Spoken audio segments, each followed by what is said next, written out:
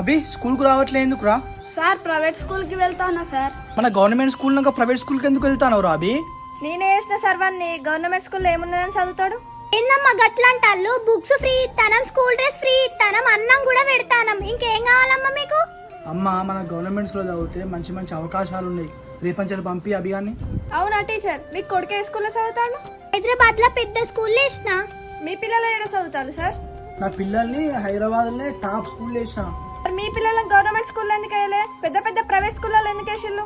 ఈ స్కూల్లో uniform free ఇస్తానంటాను, food పెడతానంటాను, చదువు చెప్తానంటాను. మరి మీ స్కూల్లోనే మీ పిల్లల్ని వేయచ్చు కదా. ఫస్ట్ గవర్నమెంట్ జాబ్ చేసే వాళ్ళ పిల్లలందరినీ గవర్నమెంట్ స్కూల్లో చదివియమనండి. అప్పుడు మాకు గవర్నమెంట్ స్కూళ్ళ మీద నమ్మకం వస్తుంది. అప్పుడు మన రాష్ట్రంలోనే కాదు దేశంలో కూడా అన్ని ప్రైవేట్ స్కూళ్ళు మూతపడతాయి. అందరి పిల్లలు గవర్నమెంట్ స్కూల్లోనే చదువుకుంటారు.